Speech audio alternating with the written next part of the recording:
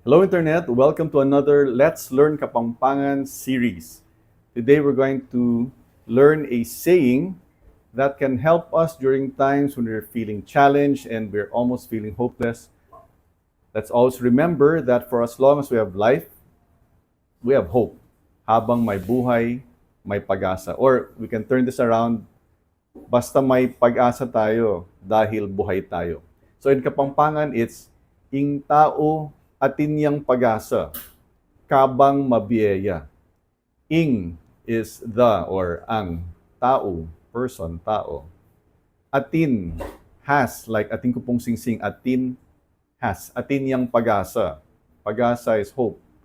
Kabang is like habang or while. Tagalog, kabang.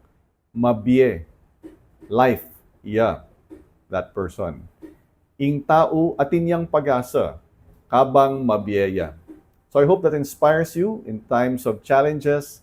Remember that saying and practice your kampang at the same time. Ing tao atin yang pag-asa, kabang mabiyaya. Until the next time, stay safe, stay secure. Ingat. Hello Internet, welcome to another Let's Learn Kapampangan series. Today we're going to learn a saying that can help us during times when we're feeling challenged and we're almost feeling hopeless. Let's always remember that for as long as we have life, we have hope. Habang may buhay, may pag-asa. Or we can turn this around, basta may pag-asa tayo dahil buhay tayo. So in Kapampangan, it's ing tao atin yang pag-asa, kabang mabiyaya.